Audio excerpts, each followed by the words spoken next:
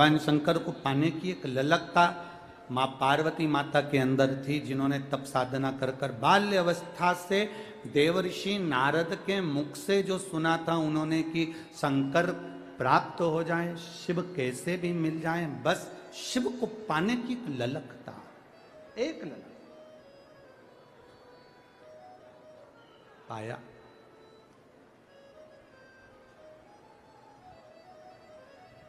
पर पार्वती मैया के तप करते हुए देखकर, माँ पार्वती के तप करता हुआ स्मरण कर कर माँ पार्वती जी की बड़ी बहन गंगा मैया, माँ गंगा, जिन्होंने पार्वती जी को देखा तप करते हुए, देवऋषि नारद से पूछा कि मेरी छोटी बहन पार्वती तप कर रही है, तो गंगा जी ने पूछा कि आप बताओ कि ये तप क्यों कर रही है। देवऋषि नारद ने कहा कि गंगा मैया, पार्वती मैया जो तप कर रही है उसके तप करने का केवल एक कारण है, शंकर भगवान की अर्धांगिनी बनना,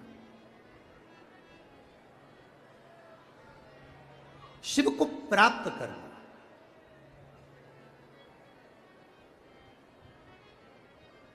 Artificial intelligence tools are getting commodified and they are about to take the world. Shiv को अपना बनाना। गंगा मैया ने कहा कि हम तप करने से, साधना करने से, शिवलिंग का पूजन करने से, पार्थिव पूजन करने से क्या बाबा देवाधिदेव महादेव हमें अर्धांगिनी के रूप में स्वीकार कर लेंगे। गंगा मैया से देवऋषि नारद ने कहा पार्वती मैया तप कर रही है तो अवश्य प्राप्त होंगे, क्यों नहीं होंगे। गंगा मैया ने पार्वती मैया जैसा तप प्रारंभ किया।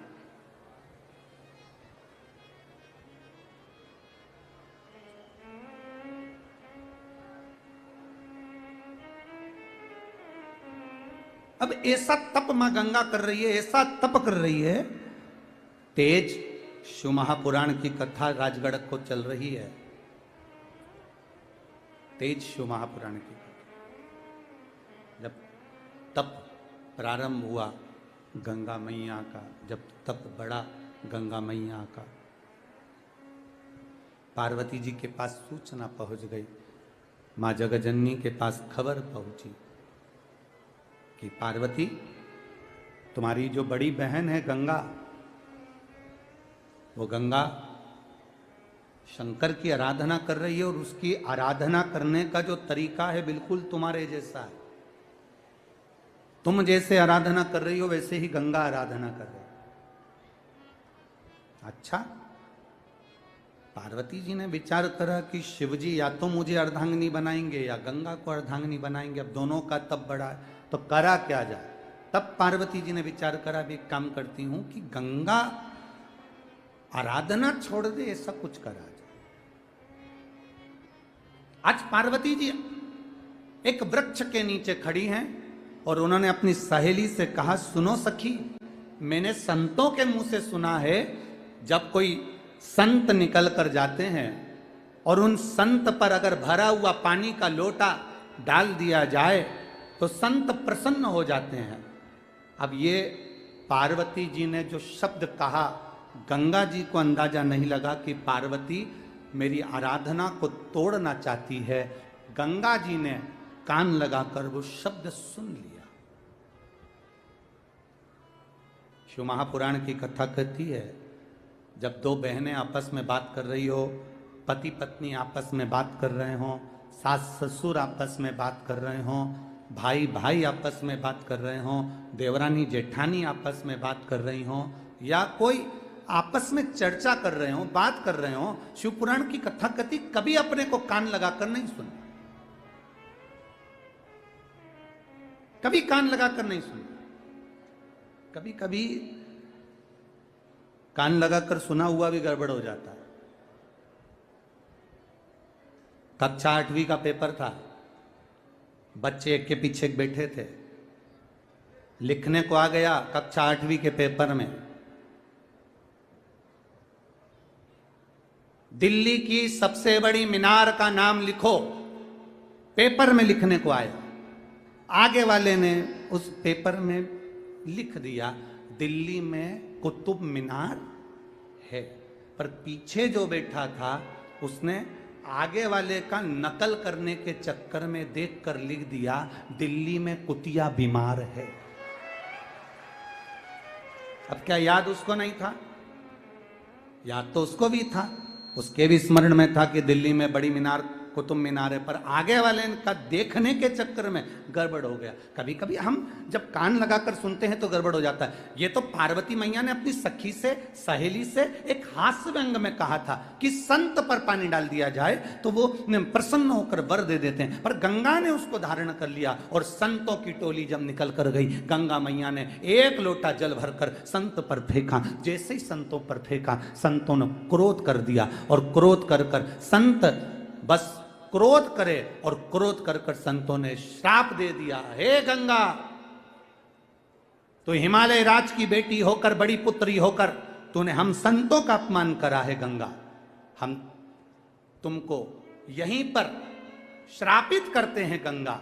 हम तुम्हें वचन देते हैं गंगा कि तुम अब स्त्री का स्वरूप छोड़कर जल के स्वरूप में बहोगी। अब तुम स्त्री नहीं, जल के वेग में बहोगी। गंगा की आंख में से जल बहने लगा।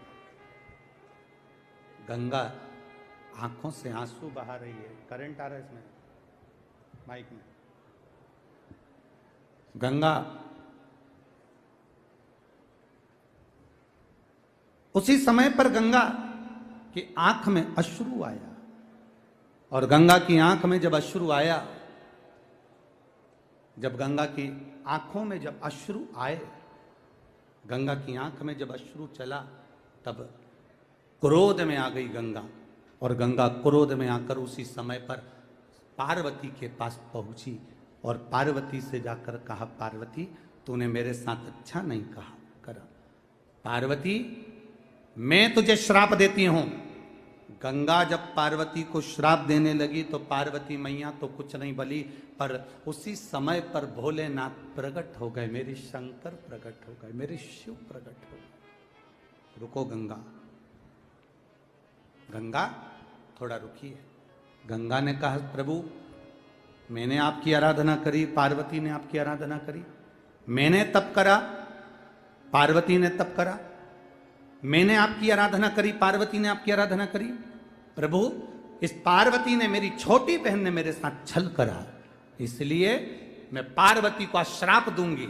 शंकर भगवान कहते हैं नहीं, इसको श्राप मत दो क्योंकि ये मेरी अर्धांगिनी बनेगी। गंगा कहती हैं ये आपकी अर्धांगिनी बनेगी तो मैंने भी तो तप करा भोले बाबा, और मेरे साथ छल करा पार्वती ने। शिव जी बोले पार्वती ने कोई छल नहीं करा। पार्वती ने तुमको बोला था क्या कि संत पर पानी डालना? पार्वती ने तुम्हें बोला कि संत पर पानी डालो? पार्वती ने तो केवल अपनी सहेली से व्यंग आत्मक रूप से, एक हंसी के रूप में अपनी सहेली से कहा था, और तुमने कान लगाकर सुन लिया। दोष तुम्हारा है गंगा कि तुमने कान लगाया। गंगा, जब पति पत्नी बात करते हैं ना, तो घर में रहने वाले चाहे बुजुर्ग हों, बड़े हों, पति पत्नी की बात को कान लगाकर नहीं सुनना चाहिए। और जब घर के बड़े बात करते हैं, बुजुर्ग बात करते हैं, सास ससुर बात करते हैं, तो बहू और बेटे का फर्ज है कि वो कभी कान लगाकर ना सुने। ये दोनों स्मरणीय। आपने गलती करी है गंगा, गलती, प्रभु क्षमा करिए, पर मुझे श्राप लगाए मैं पानी के रूप में रहूंगी। मैं भी तो आपको चाहती हूं, मैं भी तो आपसे स्नेह करती हूं, आप मुझे अर्धांगिनी नहीं बना सकते? शंकर भगवान ने कहा नहीं गंगा, मैं तुम्हें अर्धांगिनी नहीं बना सकता। प्रभु जैसा पार्वती के साथ आपका साथ है, लोग गौरी शंकर कहेंगे, पार्वती शिव कहेंगे, शिव पार्वती कहेंगे, क्या बाबा ऐसा संबंध आपका और हमारा नहीं हो सकता? भगवान शंकर ने कहा गंगा तू चिंता मत कर,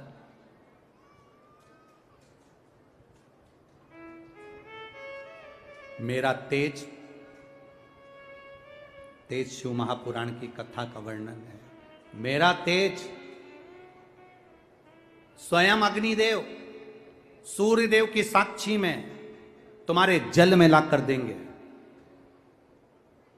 पार्वती माता के गर्भ से संतान नहीं, गंगा, जब मेरा तेज तेरे जल में पहुंचेगा, उस जल से मेरे 6 पुत्र जन्म लेंगे, जिसका नाम षडानंद कार्तिकेय होगा।